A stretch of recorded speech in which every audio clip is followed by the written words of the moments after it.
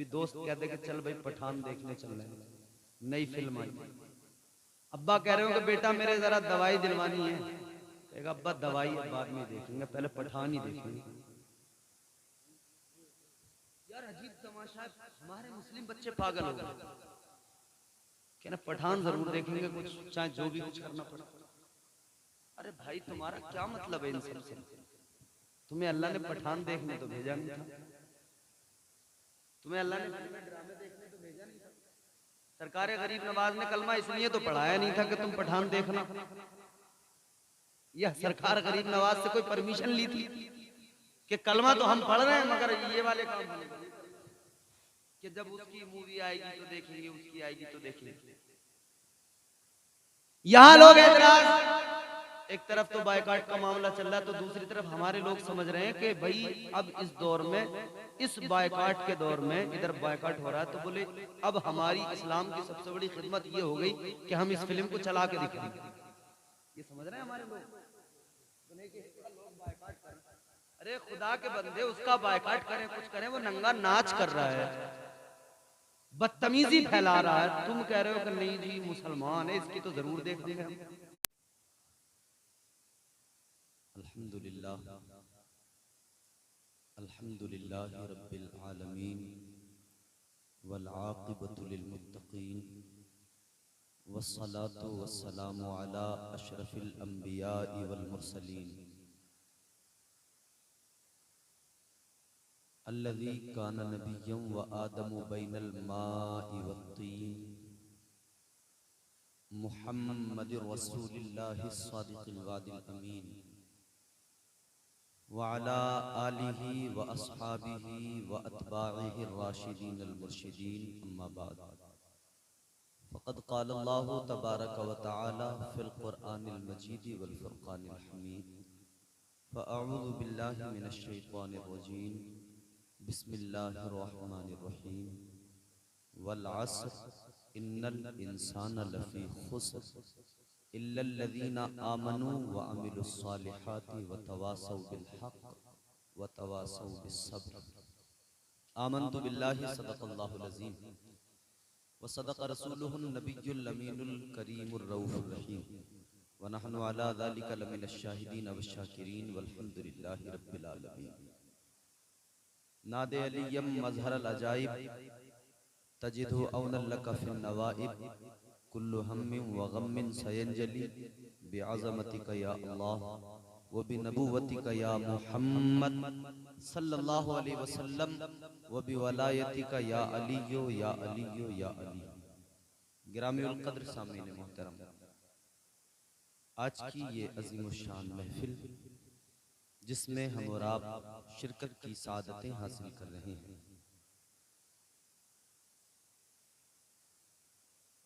बड़ी मुबारक, बड़ी पाकीज़ा, बड़ी मुक़द्दस महफिल है और ईसाले सवाब की गरज से इस महफिल को सजाया गया है। मरहूम व मग़फ़ूर मोहतरम चचा इदरीस साहब जिनके चेहलुम के मौके पर इस महफिल का इनेकाद किया गया, अल्लाह ताला उनके दर्जात को बुलंद फरमाए। आमीन कहने में अगर पैसे लग रहे हों तो बिल्कुल ना कहना, और अगर फ्री का काम है तो आमीन कहना, इसलिए कि मैं दुआ आपके लिए भी करूँगा।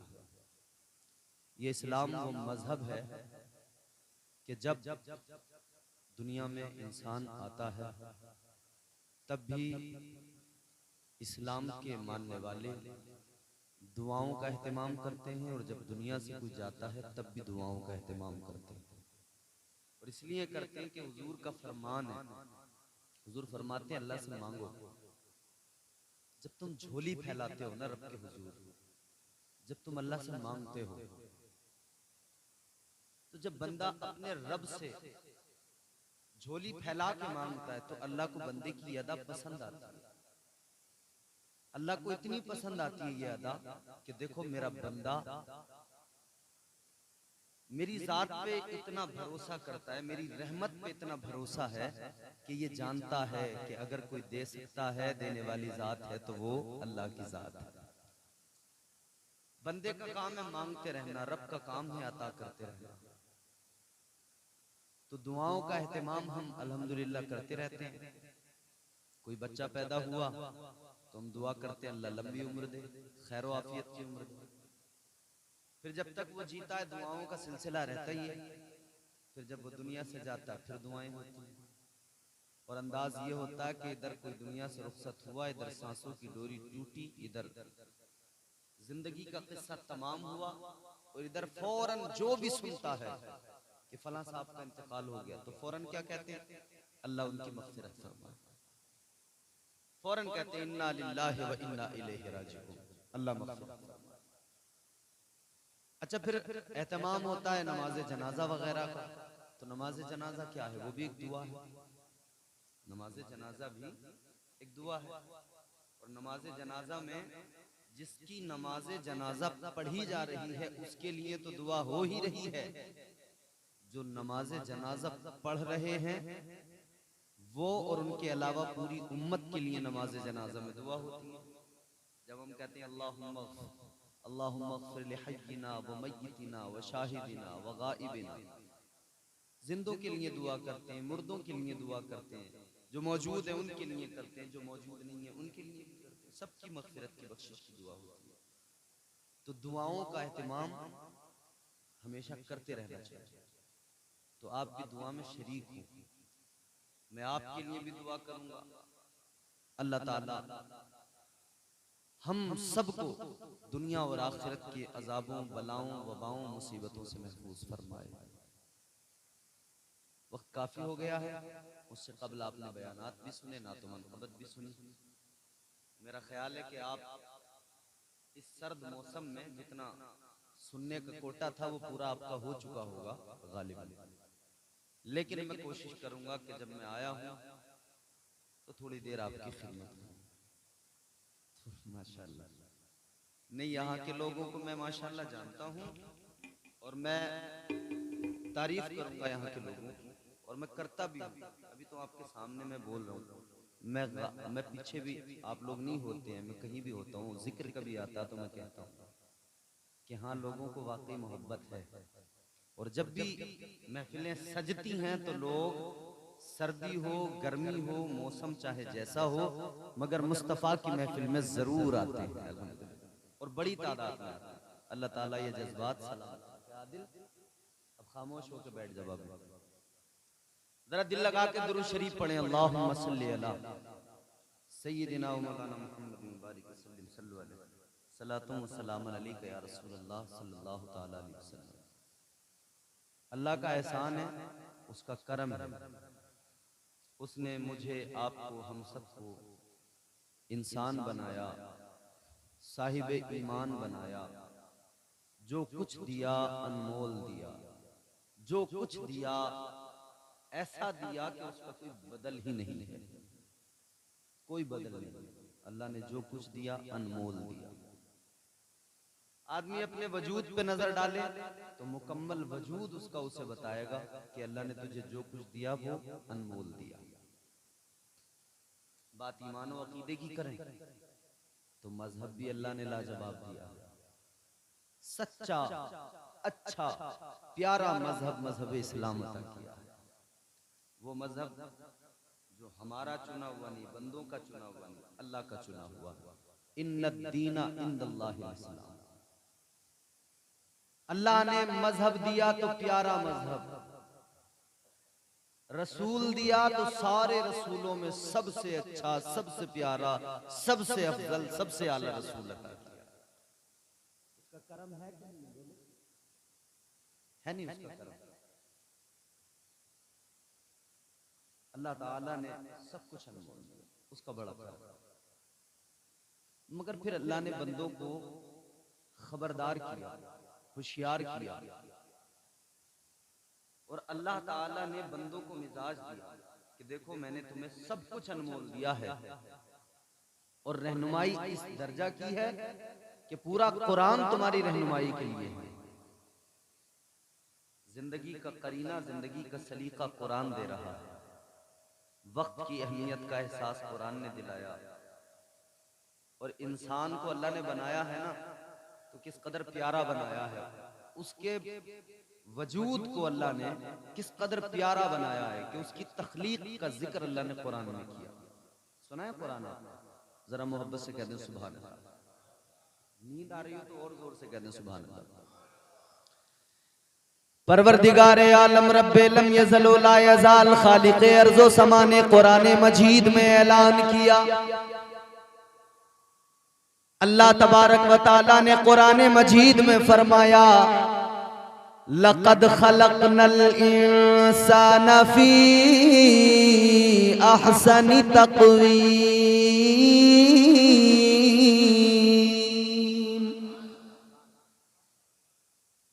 अल्लाह ने कितना प्यारा बनाया है तुम्हें और मुझे, इंसान को, कि उसकी शबाहत का जिक्र अल्लाह ने कुरान में किया। परवरदिगारे आलम ने फरमाया बेशक हमने इंसान को अच्छी सूरत दी, अच्छी शबाहत के साथ पैदा किया। अहसन तक़वीम, इंसान को पैदा किया तो उसकी तख्लीक किस कदर उम्दा है उसका भी अल्लाह ने जिक्र किया, और फिर बंदों को जीने का सलीका भी दिया। जिंदगी एक इम्तिहान गाह है, यहां हम सब इम्तिहान में हैं। किसने क्या पाया, किसने क्या खोया, किसने नुकसान का सौदा किया, किसने फायदे का सौदा किया। कुरान से पूछते हैं, कुरान से समझते हैं।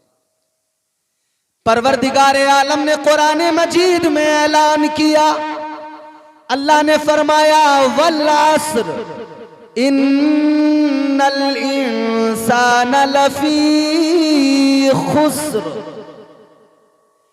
अल्लाह ने फरमाया वल अस्र, जमाने की कसम। सबसे पहले इस सूरह मुबारका में अल्लाह ने कसम उठाई, कसम याद, जमाने की कसम। ये जमाना क्या है, किसे कहते हैं जमाना? जमाना वक्त को कहते हैं। वक्त गुजर गया कहते हैं जमाना गुजर गया।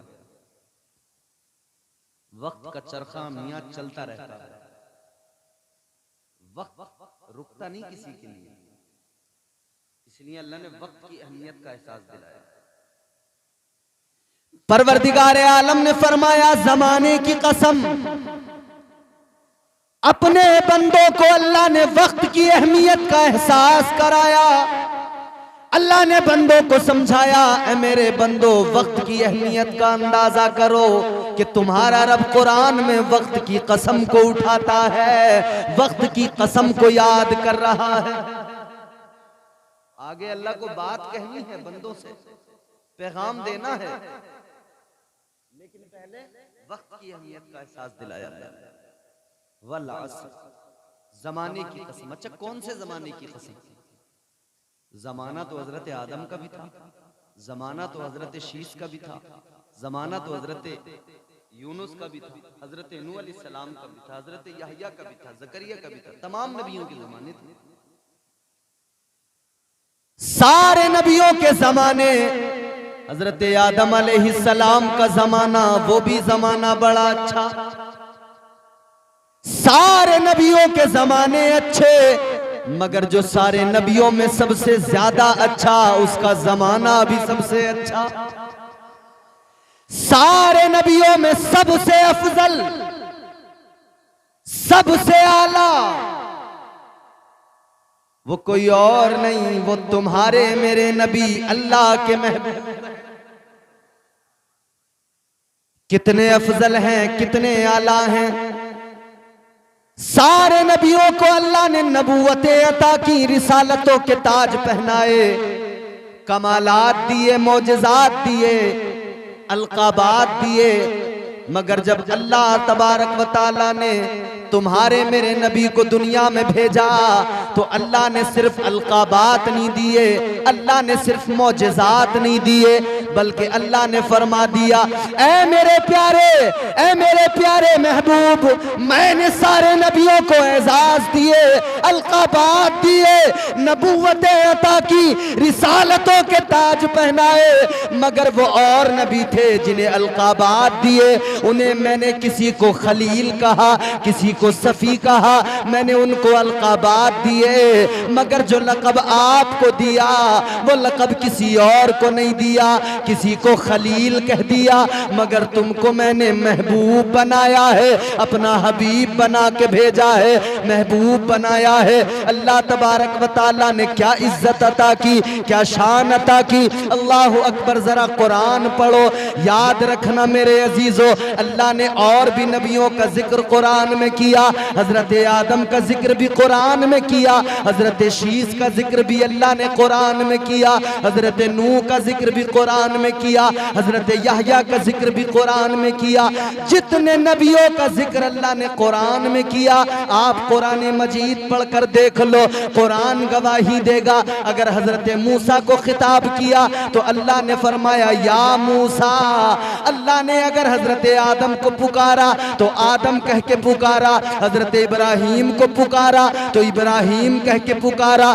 सारे नबियों को जिन जिन का जिक्र अल्लाह ने कुरान में किया, जब अल्लाह ने उन्हें पुकारा तो उनके नामों के साथ पुकारा। आदम कह के पुकारा, नूह कह के पुकारा, ईसा कह के पुकारा, मूसा कह के पुकारा, शीस कह के पुकारा। अल्लाह ने नामों से पुकारा। लेकिन जब तुम्हारे मेरे नबी की बारी आई, कायनात के इमाम की बारी आई, इमामुल अंबिया की बारी आई, तो अल्लाह ने नाम लेकर नहीं पुकारा, बल्कि अल्लाह ने कुरान में कहीं पर आका को पुकारा तो मुज़म्मिल कह के पुकारा, कहीं आका को पुकारा तो मुद्दस्सिर कह के पुकारा, कहीं आका को पुकारा यासीन कह के पुकारा, कहीं आका को पुकारा ताहा कह के पुकारा, कहीं आका को पुकारा कद जाअकुम मिनल्लाहि नूर कह के पुकारा। अल्लाह ने जब भी पुकारा अलग अंदाज में पुकारा, अंदाज अलग था, पुकारने का तरीका अलग था। अल्लाह ने दुनिया को बता दिया, अल्लाह ने बंदों को मिजाज दे दिया। ऐ मेरे बंदो, सारे नबियों को पुकारने का अंदाज अलग है, मगर महबूब को पुकारने का अंदाज अलग है। नारे तकबीर, जोरदार नारा लगाए, नारे तकबीर, नारे रिसालत, नारे गौसियत, मसलके आला हजरत, फैजाने आला हजरत हजरत अल्लामा इम्तियाज बरकाती साहिब किबला जिंदाबाद। समझ में आ रही है बात? सुने, पुकारने का अंदाज दिया तो अल्लाह ताला ने चूंकि जमाने की कसम याद की तो हुजूर फरमाते हैं कि मेरा जमाना सारे जमानों से अच्छा और उम्दा और अफजल जमाना, हुजूर का जमाना सबसे प्यारा जमाना। तो जाहिर है कि अल्लाह ने कसम जो याद की हुजूर के जमाने की, वक्त की अहमियत का भी एहसास दिलाया। एक पुल के ऊपर खड़े हो जाओ, नदी के नीचे को देखना, देखा भी होगा आप लोगों ने, पानी जो पुल के नीचे से गुजरता है आपने देखा होगा, जो एक बार गुजर जाता है ना पुल के नीचे से, वो फिर दोबारा से उसके नीचे नहीं आता, चला जाता है। जो एक बार गुजर गया, सुबह मगरूर को वो शाम भी कर देता है, शोहरतें छीन के गुमनाम भी कर देता है। वक्त से आंख मिलाने की हिमाकत न करो, वक्त इंसान को नीलाम भी कर देता है। वक्त तो ये है, अल्लाह ने फरमाया जमाने की कसम। बात अगर इस पर करने लगे तो बड़ी तवील गुफ्तगू हो जाएगी, मगर चूंकि मैं आपको अपने मौजू की तरफ लेके जाऊंगा तो अल्लाह ने सबसे पहले जमाने की कसम, वक्त को अल्लाह ने उसकी अहमियत का अंदाजा बंदों को कराया। फिर आगे क्या फरमाया? परवरदिगार आलम ने कुरान मजीद में फरमाया इन्नल इंसान लफी खुस्र।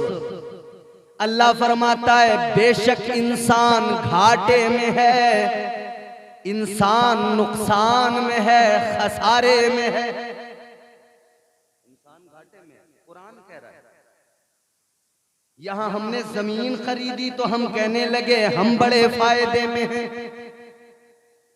हमने मकान बना लिया, हम कहते हैं हम कामयाब हो गए, हम बड़े फायदे में हैं। हमने अगर जमीन खरीद ली, जायदाद खरीद ली, प्रॉपर्टी बना ली, हम कहते हैं हम बड़े फायदे में। अच्छा कारोबार कर लिया, हमने कहा हम फायदे में। हम जो कुछ भी करें तरक्की के काम कहते हैं हम फायदे में, इधर हम जमीन लेके कहते हैं हम फायदे में, कुरान कहता है घाटे में है। हम घर बना के कहते हैं फायदे में, कुरान कहता है नुकसान में है। हम जमीन खरीद के कहते हैं हम फायदे में है, कुरान कहता है नुकसान में है। सब तो खारिज किया कुरान। जमीन खरीद लो फिर भी घाटे में, मकान बना लो फिर भी घाटे में, कारोबार कर लो फिर भी घाटे में, प्रॉपर्टी बना लो फिर भी घाटे में, प्लॉट शहर में खरीद लो फिर भी घाटे में। या अल्लाह क्यों? और अगर ये सब करने वाला घाटे में तो फायदे में कौन? अल्लाह का कुरान पढ़ो। परवरदिगार आलम ने कुरान मजीद के अंदर बंदों को मिजाज दिया। क्या फरमाया अल्लाह ने? परवरदिगार आलम ने फरमाया इन्नल इंसान लफी खुस्र। अल्लाह फरमाता बेशक इंसान घाटे में है, इंसान नुकसान में है। तो या अल्लाह फायदे में कौन है? या अल्लाह मुनाफे का सौदा किसका है? फायदे में कौन है? तो अल्लाह ने कुरान मजीद में फरमाया इल्लल्लज़ीना आमनू व अमिलुस्सालिहात। अल्लाह कुरान मजीद में फरमाता है फायदे में वो है, पहला फायदेमंद इंसान वो है जो अल्लाह पर और उसके रसूल पर ईमान ले आया। पहला फायदे वाला ईमान लाने वाला। ये कुरान है जनाब, मेरे घर की बात नहीं, इन उलमा के घर की बात। कुरान पहला वो फायदे वाला जिसने अल्लाह और उसके रसूल पर ईमान लाया। ईमान क्या है? हमारे उलमा फरमाते ईमान एक खाली जमीन की तरह है। एक खाली जमीन कि जमीन तो है मगर उस पर इमारत कोई नहीं। एक खाली प्लॉट की तरह, एक खाली प्लॉट, एक खाली जमीन कि जमीन तो है। अब कोई जमीन खरीद ले शहर में, कहता है साहब बड़ी बात है, सब कहते हैं कि बड़ी बात है साहब, तरक्की कर ली जमीन खरीद ली, मगर जब तक इमारत न बने वो आदमी सोचता रहता है किसी तरह से इस पे बस घर बना लूं, 4 ईंटें खड़ी कर लूं, घर बना लूं, मैं फिर बहुत कामयाब हो जाऊंगा। परवरदिगार आलम ने कुरान मजीद में वजाहत भी फरमा दी। अल्लाह ने फरमाया पहला फायदेमंद इंसान वो जो अल्लाह और उसके रसूल पर ईमान ले आया। अब ईमान एक जमीन की तरह, ईमान एक खाली जमीन है, इस पर इमारत बनाना है। यहाँ खाली जमीन का टुकड़ा हो, इमारत बनाने के लिए जरूरत किन चीजों की पड़ती है? इमारत बनाने के लिए, घर बनाने के लिए ईंटों की जरूरत पड़ती है, सीमेंट की जरूरत पड़ती है, बजरी बजर फुट की जरूरत पड़ती है, लोहे की जरूरत पड़ती है। इन सब चीजों को जमा करके फिर एक मकान बनाया जाता है, फिर एक बिल्डिंग बनाई जाती है। तो बिल्डिंग बनाने के लिए चीजों की जरूरत पड़ती है और खाली जमीन किसी काम की नहीं होती। जब उस पर मकान बन जाए तब वो फायदेमंद साबित होती है। जब उस पर मकान बन जाए तब वो एक छत होती है सर छुपाने के लिए, तब वो जिंदगी के गुजारे के लिए एक मकान होता है। या अल्लाह ईमान एक खाली जमीन की तरह है, मौला इस पर इमारत बनाए तो कौन सी इमारत बनाए? या अल्लाह इस जमीन पर अगर बिल्डिंग बनाए तो कौन सी बनाए? इमारत बनाए तो कौन सी बनाए? और बनाए तो मटेरियल क्या होगा? क्या क्या चीजें जरूरी हैं, किन चीजों की जरूरत पड़ेगी? तो अल्लाह तबारक व तआला ने फरमाया पहला वो कामयाब इंसान जिसके पास में ईमान है, अल्लाह रसूल पर ईमान ले आया। अब ईमान की जमीन तो है मगर इमारत बनाना है, कौन सी इमारत बनेगी? अल्लाह ने कुरान में फरमाया इल्लल्लज़ीना आमनू व अमिलुस्सालिहात। अल्लाह कुरान में फरमाता है इस ईमान की जमीन पर इमारत कोई और नहीं बनेगी बल्कि इस पर इमारत आमाले सालेहा की बनेगी। नारे तकबीर, नारे रिसालत, नारे गौसियत, मसलके आला हजरत रत अल्लामा कारी इम्तियाज बरकाती साहिब किबला जलसे साले सबाब जिंदाबाद जिंदाबाद। तो कौन सी इमारत? आमाले सालेहा। अब इसमें किन चीजों की जरूरत है? ये आमाले सालिहा की जो इमारत तैयार करना है, ये नेक आमाल की बिल्डिंग बनेगी। इसमें जरूरत किस मटेरियल की पड़ेगी, इसमें ईंटें कौन सी चाहिए, इसमें लोहा कौन सा चाहिए।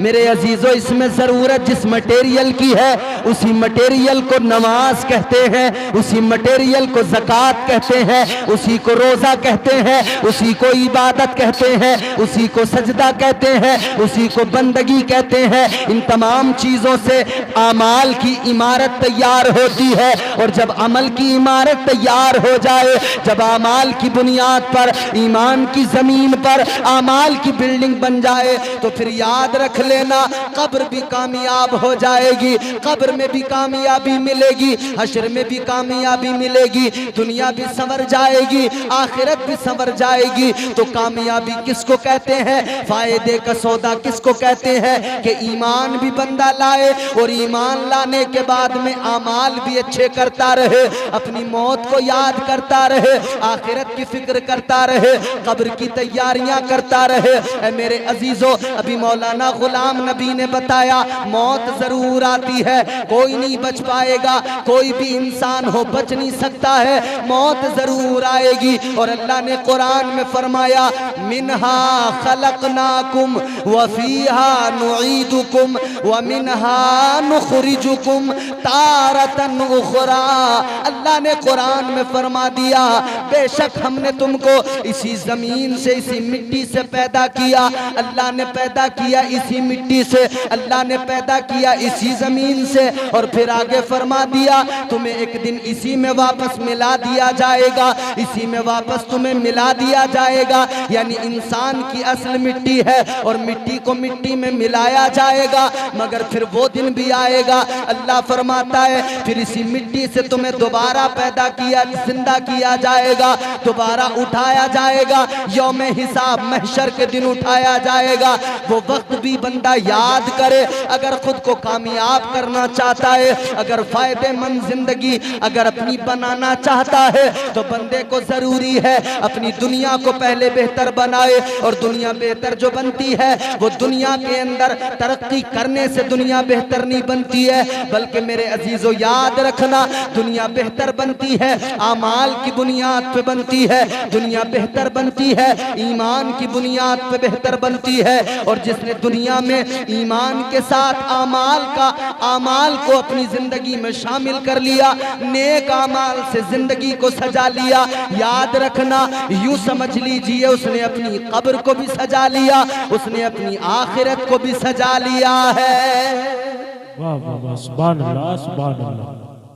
जिंदगी उसकी कामयाब होगी जो दुनिया में रहते हुए वक्त की अहमियत को समझे और फिर नेक आमाल करता रहे। वक्त की अहमियत को समझे, वक्त की अहमियत को समझते हुए नेक आमाल करना और अपनी मौत को याद करना।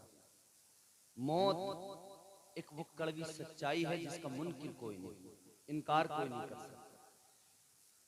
बाज लोग गुमान कर रहे हैं इस दौर में, समझ रहे हैं कि हम अपने मुर्दों को स्टोर कर दें, फ्रिज के अंदर रख दें। अभी ये हो रहा, मैंने न्यूज़ पढ़ी, वो कह रहे हैं कि दुनिया बहुत तेजी से तरक्की कर रही है, दुनिया डेवलप कर रही है, टेक्नोलॉजी रोज रोज नए नए चीजें हमारे सामने आती हैं। तो ये तरक्की पसंद लोग कहते हैं कि अपने मुर्दों को जलाने की जरूरत नहीं है, अपने मुर्दों को दफनाने की जरूरत नहीं, कहते हैं एक फ्रिज के अंदर स्टोर करके रख दो। कहते 40-50 साल 60-70 साल बाद में शायद कोई ऐसी टेक्निक आ जाए कि मुर्दों को जिंदा कर लिया जाए।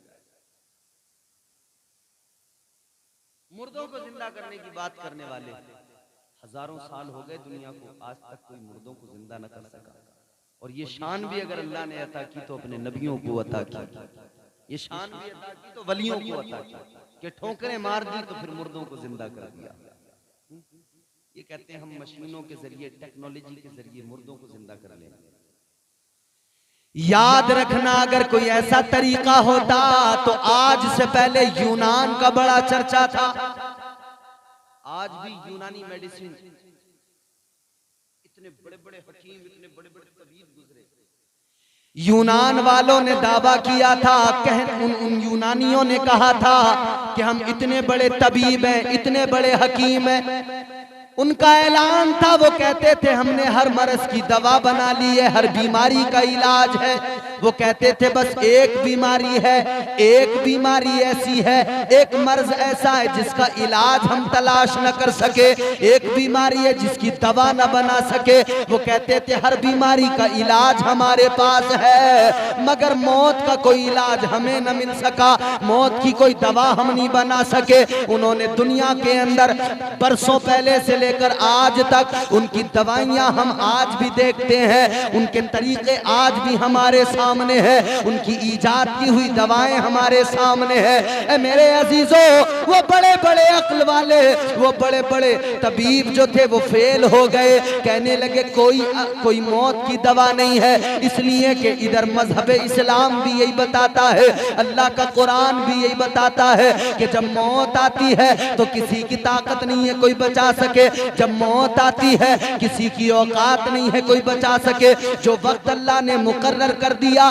जो जगह अल्लाह ने मुकर्रर कर दी, उसी जगह पे उसी वक्त पे मौत आ जाती है। अब मैं आपको जरा सा तारीख की तरफ लेके चलता हूँ, आओ जरा अपने माजी के सफहात पढ़ के देखो। अल्लाह के एक पैगंबर का जिक्र सुनो, हजरत सुलेमान अलैहिस्सलाम। अल्लाह ने नबूवत और रिसालत अता की, अल्लाह ने बादशाहत से भी नवाजा, अल्लाह ने हुकूमत से भी नवाजा। कैसी बादशाहत अल्लाह ने अता फरमाई, कैसी हुकूमत अल्लाह ने अता फरमाई। हवा पर भी हुक्म चलता है, जिन्नात पर भी हुकूमत है, इंसान पर भी हुकूमत है, परिंदों पर भी हुकूमत है। वो हजरत सुलेमान अलैहिस्सलाम जब दरबार लगता था तो दरबार के अंदर इंसान भी होते थे, जिन्नात भी होते थे। अल्लाह तबारक व तआला ने वो शान अता की, हजरत सुलेमान अलैहिस्सलाम आपका दरबार लगा हुआ है, दरबार के अंदर एक इंसान बैठा हुआ है, एक आदमी बैठा हुआ है। उसने देखा कि उसी दरबार के अंदर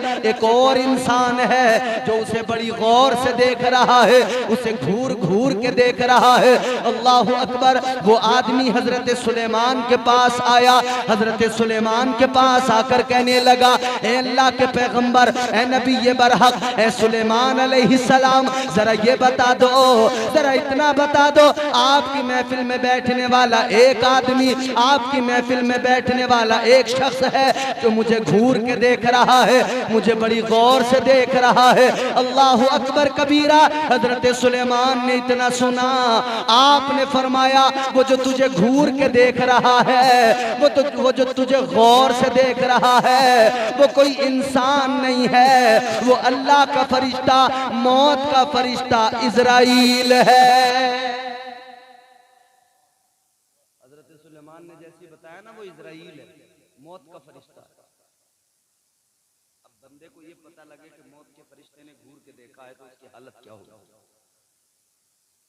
मलकुल मौत ने देखा है, आज गौर से समझ गया कि मामला खराब है।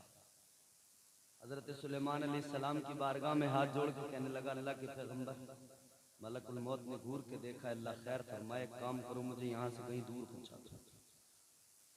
कहने लगा, ए अल्लाह के पैगंबर, मुझे कहीं दूर पहुंचा दो, किसी दूर दराज इलाके में, हिंदुस्तान में पहुंचा दो।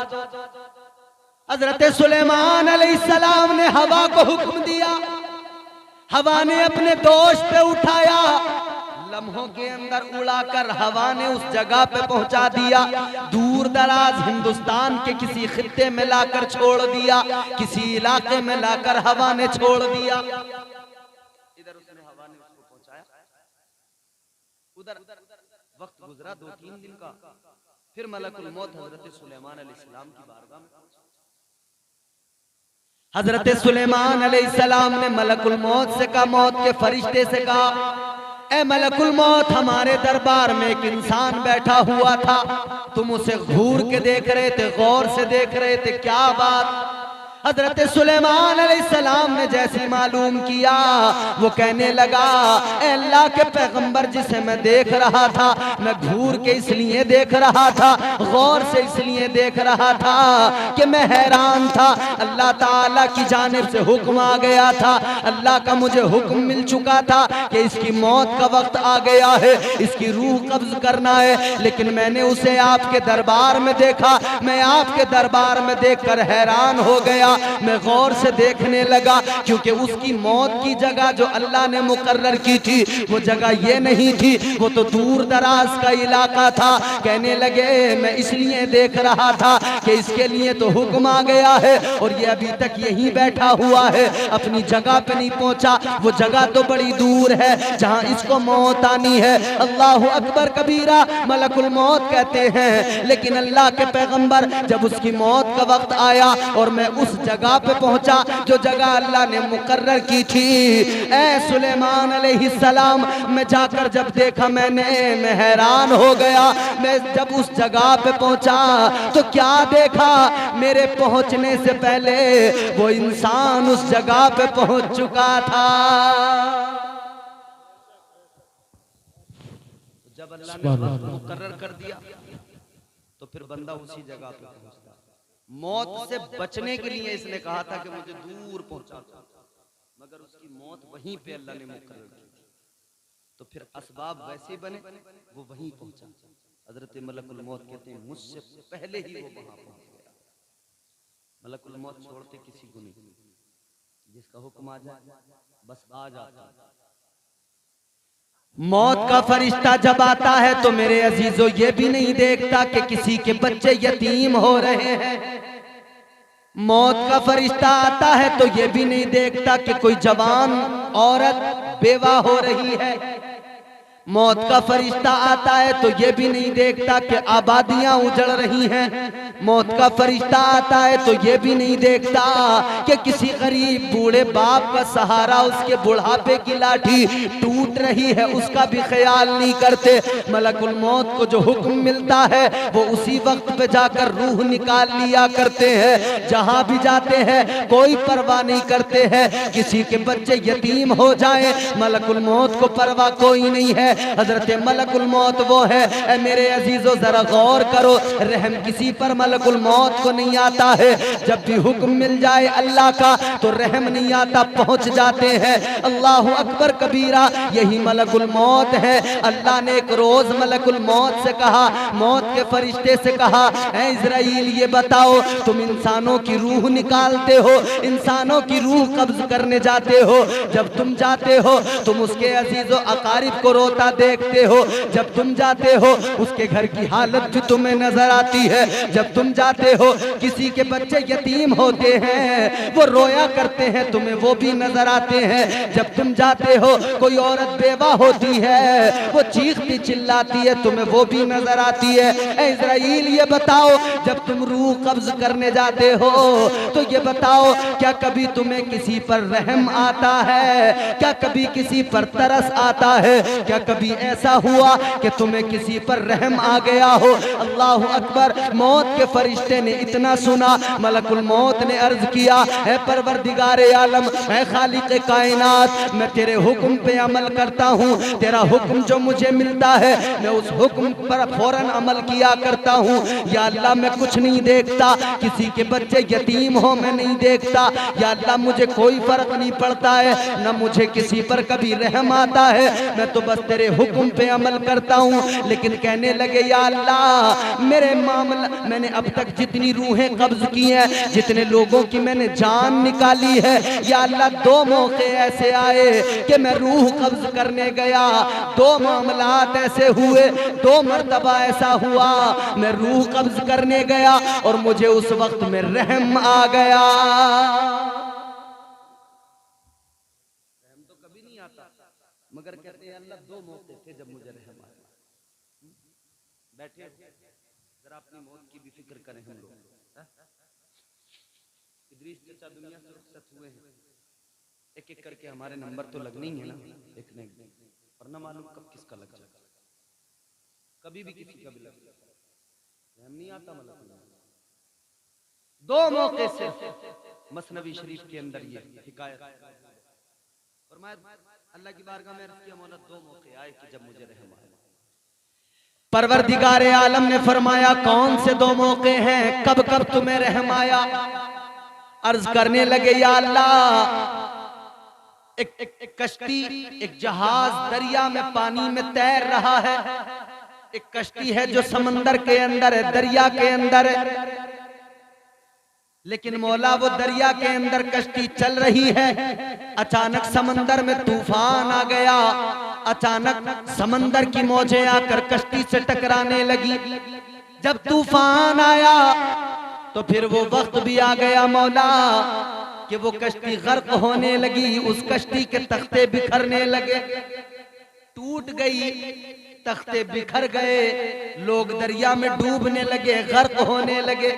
मलकुल मौत कहते हैं एक औरत थी कि एक तख्ता बहता जा रहा है, उस तख्ते पर वो औरत है और वो औरत उस वक्त में हामिला है और ऐसी हालत में है कि जब बच्चे की विलादत होती है, जब बच्चे की पैदाइश हुआ करती है तो कहने लगे या अल्लाह मैंने क्या देखा कि वो औरत उस तख्ते पे तैर रही है, वो तख्ता पानी में तैर रहा है, दरिया के अंदर वो औरत है और वो तख्ते पे तैर रही है, लेकिन या अल्लाह उसी वक्त में मैंने देखा कि उस औरत ने बच्चे को जन्म दिया, एक बच्चे की विलादत हुई, बच्चा पैदा हुआ। या अल्लाह मैंने तेरी कुदरत का कमाल देखा, कोई दाई मौजूद नहीं थी, कोई इंसान मौजूद नहीं था, मगर तेरी कुदरत का मैंने कमाल देखा। उस औरत ने एक बच्चे को जन्म दिया, बच्चा पैदा हुआ, बच्चा भी तख्ते पे पड़ा है, वो औरत भी उसी तख्ते पे पड़ी है, तख्ता पानी में तैर रहा है। कहने लगे या अल्लाह जब उसने बच्चे को पैदा किया, बच्चे को जन्म दिया, या अल्लाह तभी तेरा हुक्म आ गया, तेरा हुक्म आया कि उस औरत की रूह कब्ज करना है, उस औरत का वक्त पूरा हो गया है, उस औरत की जिंदगी मुकम्मल हो गई है। या अल्लाह मैंने एक नजर बच्चे पे डाली, एक नजर उस औरत पे डाली, बच्चे की माँ पर डाली, या अल्लाह मुझे उस वक्त उस बच्चे पर रहम आ गया, अभी अभी पैदा हुआ है, कश्ती में, कश्ती के एक तख्ते पर दरिया में तैर रहा है, अभी अभी दुनिया में आया है, इसे माँ के दूध की भी जरूरत है, माँ की शफ़क़तों की भी जरूरत है, माँ के प्यार की भी जरूरत है, माँ की ममता की भी जरूरत है। या अल्लाह मैं सोचकर हैरान था कि ये पानी के अंदर जो तख्ते पे तैर रहा है, कैसे ये तख्ता दरिया के किनारे पे पहुंचेगा, कैसे ये दरिया के किनारे पे जाएगा, और कैसे ये बच्चा दरिया के बाहर आएगा, और कैसे इसका बचपन गुजरेगा, परवरिश कैसे होगी, कैसे ये परवान चढ़ेगा, कैसे इसकी जिंदगी के मामलात होंगे। या अल्लाह तेरा हुक्म आ गया कि उसकी माँ की रूह को कब्ज करना है। ऐ परवरदिगार मुझे उस बच्चे पर रहम तो आया, मगर मैंने कुछ नहीं सोचा, इसलिए कि मुझे तेरे हुक्म पे अमल करना था। या अल्लाह रहम तो आया मगर मैंने कोई फिक्र नहीं की, मौला तेरा हुक्म था, मैंने उसकी माँ की रूह को कब्ज कर लिया, उसकी माँ के जिस्म से रूह को निकाल लिया, उसकी माँ मर गई। अल्लाह तबारक व तआला की बारगाह में मलकुल मौत ने अर्ज किया या अल्लाह ये पहला मौका था जब मुझे किसी पर रहम आ गया था, ये पहला मौका। तो अल्लाह ने फरमाया इज़राइल ये तो पहला मौका हो गया, अब दूसरा बताओ, दूसरी मर्तबा कब किस पे तुम्हें रहम आया? मलकुल मौत कहने लगे या अल्लाह दूसरा मौका वो था, मुझे कभी किसी पे रहम नहीं, मगर दूसरा मौका वो आया कि एक बादशाह था, बड़ा ताकतवर था, बड़ी सल्तनत थी, तूने उसे खजाना दिया, माल दिया, दौलत दी, सब कुछ दिया। वो बादशाह कौन था? या अल्लाह वो बादशाह जिसने जन्नत के बारे में सुना, जन्नत की बहारों के बारे में सुना, तो उसने भी कहा मैं अपनी जन्नत बनाऊंगा।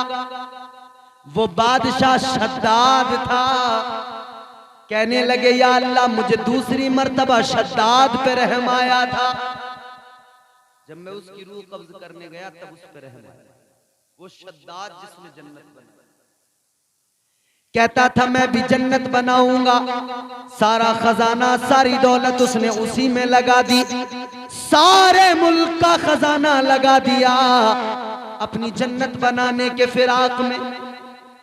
जन्नत का तज़किरा जैसे जैसे सुना वैसे वैसे जन्नत को बनाया। जन्नत की बहारों का जैसे जैसे जिक्र सुना वैसे वैसे जन्नत को बनाया। बागात जन्नत के अंदर अपनी लगवाए, दरख्तों को उसने जो है हर फल का दरख्त वहां पर लगवाया। उसने वहां सोने चांदी की दीवारें भी बनवाई, उसने महल भी बड़े बड़े उम्दा बनवाए, और उसने दूध की नहर भी बहाई, उसने शहद की नहर भी उसके अंदर जारी की। सब कुछ किया क्योंकि दौलत थी, खजाना था, माल बड़ा था। वो सोचता था मैं जन्नत बनाऊंगा, बना लूंगा वैसी ही जन्नत। अल्लाह अकबर, बनाने लगा, सारा खजाना लगा दिया, सारी जमा पूंजी लगा दी। अल्लाह अकबर। गौर करो मेरे अजीजों, आज हम भी मकान बनाते हैं, हम भी इमारतें बनाते हैं, एक नक्शा देखते हैं, एक कोई तस्वीर देखते हैं, हम कहते हूँ बहू ऐसा ही घर बनाना है, बिल्कुल इसी तरह का नक्शा होगा। ऐ लोगों, मगर ये जो बना रहा था ये कोई दुनिया का नक्शा नहीं देख के बना रहा था। जैसा जैसा जन्नत का तज़किरा सुन रहा था वैसे वैसे अपनी जन्नत को नक्शा दे रहा था, वैसे वैसे अपनी जन्नत तामीर करवा रहा था। इसने सुना जन्नत में हूरें हैं, इसने अपने मुल्क के अंदर जितनी भी हसीन लड़कियां थी सबको जमा कर लिया, अच्छे लिबास पहनाए, खूबसूरत लिबास पहना कर अपनी जन्नत में रख दिया। इसने सुना था जन्नत में गिलमान है, सारे मुल्क के जवान लड़के, खूबसूरत नाबालिग जवान लड़के जमा कर लिए, अपनी जन्नत में आला किस्म के लिबास पहना के रखे। कहने लगा ये मेरी जन्नत के गिलमान है। सारी तैयारियां कर ली, जन्नत को बड़े अरमानों से बनाया, और कसम ये खाई थी जब तक सारी जन्नत तैयार न हो जाएगी तब तक कदम नहीं रखूंगा, तब तक देखूंगा नहीं, जब तैयार हो जाएगी तब जाकर देखूंगा। अल्लाह अकबर कबीरा। फिर वो दिन भी आ गया, शद्दाद को खबर मिली, ऐ बादशाह चले आओ, ऐ बादशाह आ जाओ, जन्नत तैयार हो चुकी है, आकर जरा जन्नत को देख लो, अपनी जन्नत का नजारा कर लो, अपनी जन्नत को आकर देख लो। अब जैसी खबर मिली हजारों अरमान सीने में मचलने लगे, बड़ा खुश हुआ, मसरूर हुआ, कहने लगा अपनी जन्नत को देखने जा रहा हूँ। रास्तों को सजा दिया गया, रास्तों को महका दिया गया। कहने लगे बादशाह जाएंगे, जरा इस्तकबाल की तैयारियां करो, बादशाह का गुजर होगा, जरा एहतिमाम करो, खैर मकदम होना है। रास्तों को सजाया गया, बादशाह की सवारी निकली है, शद्दाद जा रहा है, अपनी जन्नत देखने के लिए जा रहा है। सारे मुल्क के अंदर आवाम खुश है कि हमारे बादशाह ने अपनी जन्नत बनाई है। मगर गौर करो मेरे अजीजों, जो ही जन्नत के दरवाजे पे पहुंचा, अपनी सवारी से उतरा, जन्नत के अंदर जैसे कदम रखा, पहला कदम जन्नत के दरवाजे के अंदर रखा है, एक कदम बाहर है, एक अंदर है, अभी अंदर दाखिल नहीं हुआ है कि मौत का फरिश्ता आ गया, मलकुल मौत आ गए, इजराइल आ गए, और आकर कहा ऐ शद्दाद तेरा टाइम पूरा हो गया है, ऐ शद्दाद मौत का वक्त आ गया है, मैं तेरी रूह कब्ज करने आया हूँ, तेरी उम्र का किस्सा तमाम हुआ, तेरी जिंदगी का किस्सा तमाम हुआ, अब तेरी उम्र पूरी हो गई है, अब सांसें मुकम्मल हो चुकी है। जैसी शद्दाद ने सुना, अल्लाह अकबर, गौर करो, हजारों तमन्नाएं दिल में थी, जन्नत को लेकर हजारों आरज़ुएं थी, लेकिन पहला कदम रखा था, देखा भी नहीं था, सुना तो पसीना आ गया। कहने लगा ए मलकुल मौत, खुदा के लिए जरा सी मोहलत मुझे दे दो, इतनी मोहलत दे दो कि मैं जाकर एक बार अपनी जन्नत को देख लूं। कहने लगा बस इतनी सी मोहलत दे दो। मगर मलकुल मौत ने क्या कहा? हजरत इजराइल ने फरमाया कोई मोहलत नहीं मिलेगी, वक्त पूरा हो गया, अब जिंदगी का किस्सा तमाम। कुरान कहता है इज़ा जाअ अजलुहुम ला यस्तखिरून साअतन वला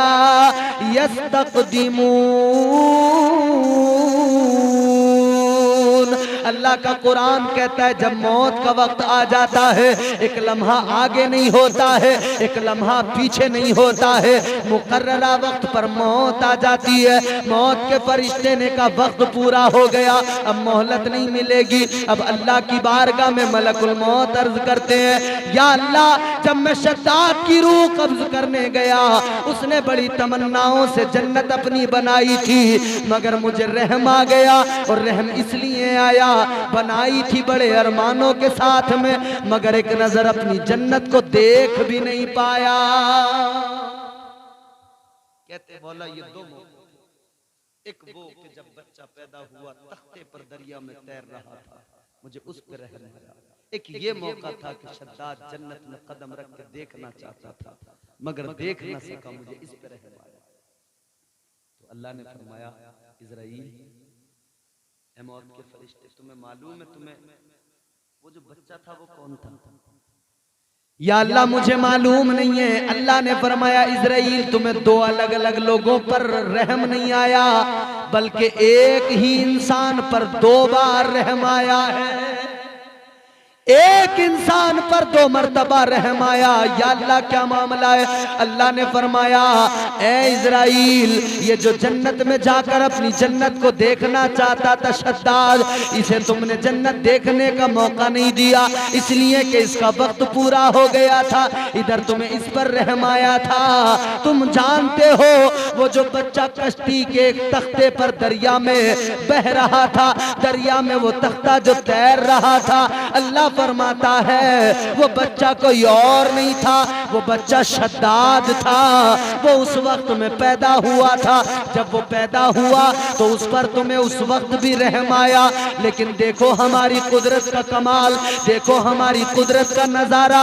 तुम सोच रहे थे कैसे परवरिश होगी, तुम सोच रहे थे कैसे इसकी जिंदगी परवान चढ़ेगी, मगर देखो इज़राइल, उसे किनारे पे भी हमने पहुंचाया, उसे माँ की शफ़क़तें भी हमने दी, उसे हमने परवान चढ़ाया, उसकी परवरिश भी हुई और उस पर करम ये किया हमने, उसे दौलत भी दी, माल भी दिया, खजाना भी दिया, हुकूमत भी दी, उसे सल्तनत दी, ताकत दी। उसे इतना बड़ा माल और दौलत अता करके, खजाने देकर हमने इतने बड़े मुल्क का बादशाह बना दिया। और ए इज़राइल, वही शद्दाद था कि उस पर तुम्हें उसकी मौत के वक्त पर भी रहम आ गया था।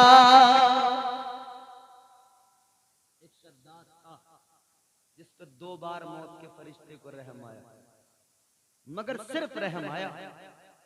ऐसा नहीं कि रहम आ गया तो उसकी मां को छोड़ दिया होता, ऐसा नहीं कि रहम आ गया उसको जन्नत देखने का मौका दे दिया होता, नहीं, रहम जरूर आया, मगर मलकुल मौत ने कहा कि मेरे रहम से फर्क कोई नहीं पड़ता। वक्त पूरा हुआ, जिंदगी खत्म, कोई चांस नहीं। तो भाई तुम्हारे मेरे हम सब के पास में मौत के फरिश्ते को आना है और फिर मोहलत कोई नहीं। ये जिंदगी इम्तिहान का है। ये फरिश्ता तो मौत का तुम्हारी मेरी औकात क्या, नबियों के पास गया, वलियों के पास गया, उनके पास गया। हजरत इब्राहीम अलैहिस्सलाम अल्लाह के पैगंबर है। कौन है? कुरान ने कहा, अल्लाह ने कुरान में फरमाया, वत्तखज़ल्लाहु इब्राहीम खलीला। अल्लाह ने कुरान में अपने खलील को, अपने इब्राहीम को अपना खलील कहा, अपना दोस्त कहा कि इब्राहीम मेरा दोस्त है, मेरा खलील है। वो अल्लाह के दोस्त हजरत इब्राहीम खलीलुल्लाह, मगर उनकी बारगाह में भी मौत का फरिश्ता आया।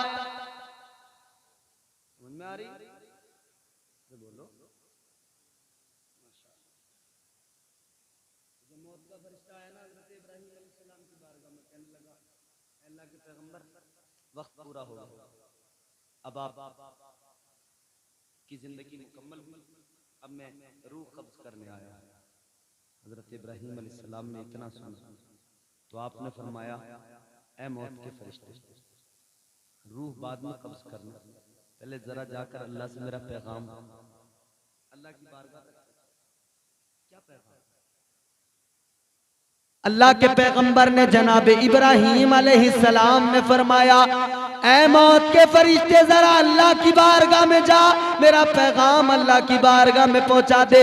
जाकर कहना, या अल्लाह ए परवरदिगार, एक तरफ तो तू दोस्त कहता है, एक तरफ तो तू यार कहता है, लेकिन मौला ये कैसी दोस्ती है? दोस्त तो कभी दोस्त को मारता नहीं है, यार कभी यार को मारता नहीं है।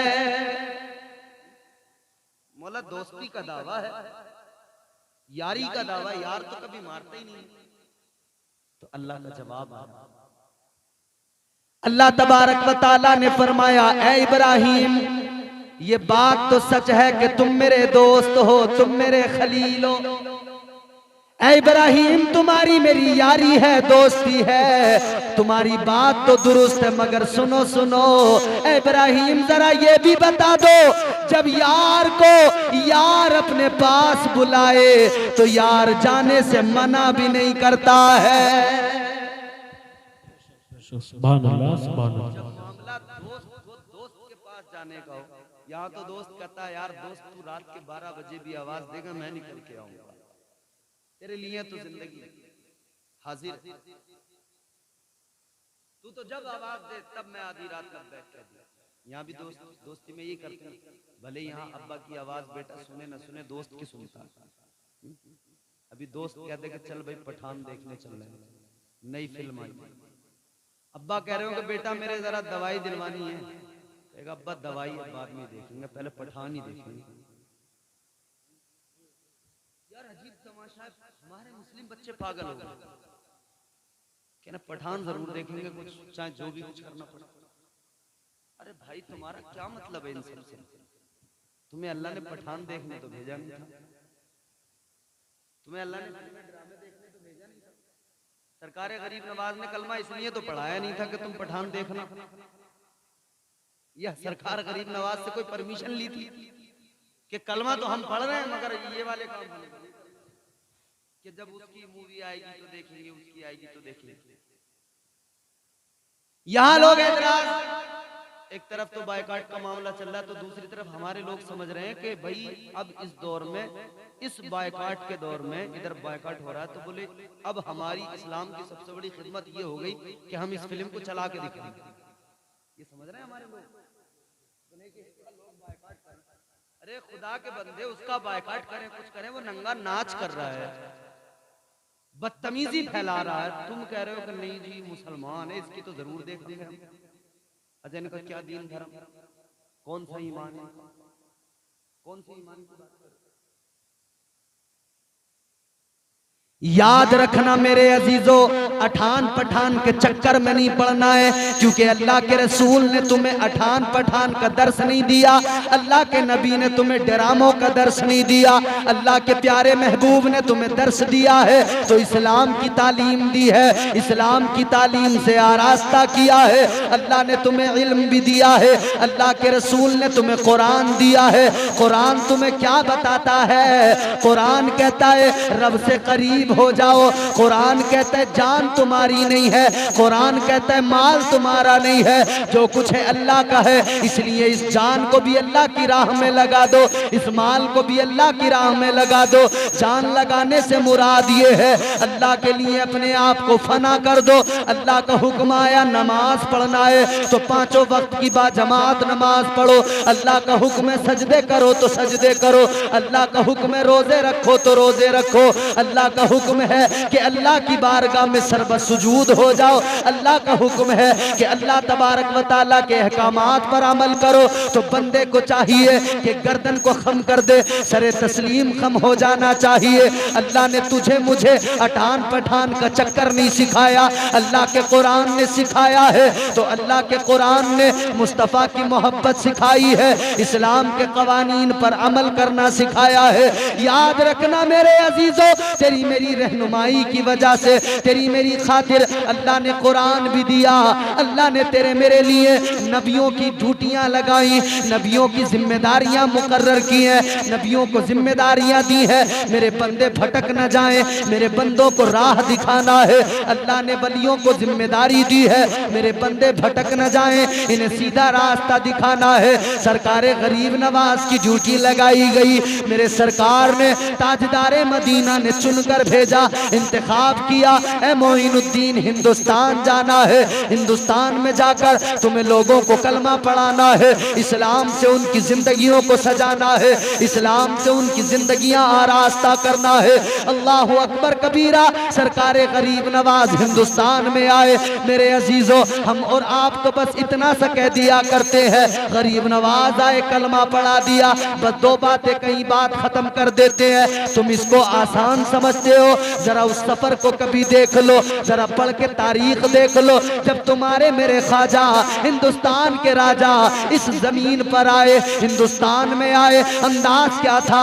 हुक्म ताजदारे मदीना का मिल चुका था, आका अलैहिस्सलाम का हुक्म मिला था इधर अजमेर की सरजमीन पर आने के लिए, इधर अजमेर में आने के लिए ख्वाजा गरीब नवाज ने सफर शुरू किया। ज़्यादा राह कुछ नहीं है, अगर पास है तो मुस्तफ़ा का हुक्म है, अगर पास है तो मुस्तफ़ा की सुन्नतें हैं, अगर पास है तो मुस्तफ़ा की अदाएं हैं, अगर पास है तो मुस्तफ़ा का तरीका है। चल पड़े हैं गरीब नवाज, अपने खादिमों को लेकर चल पड़े हैं। रास्ते में चलते चलते पैरों में छाले पड़ गए, खाने को कुछ नहीं है, पानी पीने के लिए मौजूद नहीं है, रास्ते में भूख लगती है तो सब्र करते हैं, रास्ते में प्यास की शिद्दत तड़पाती है, सब्र करते हैं मेरे अजीजों। अगर ज्यादा भूख तड़पा रही है तो दरख्तों के पत्तों को चबा लिया, इस तरह से सफर हुआ है।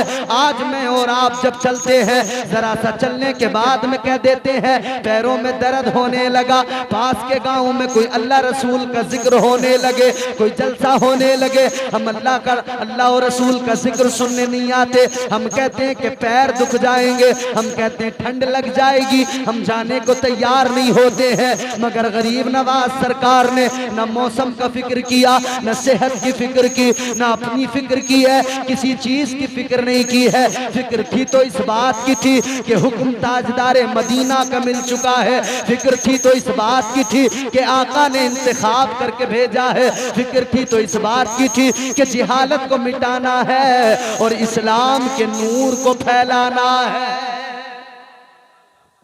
सुभान अल्लाह। नारे तकबीर, नारे रिसालत।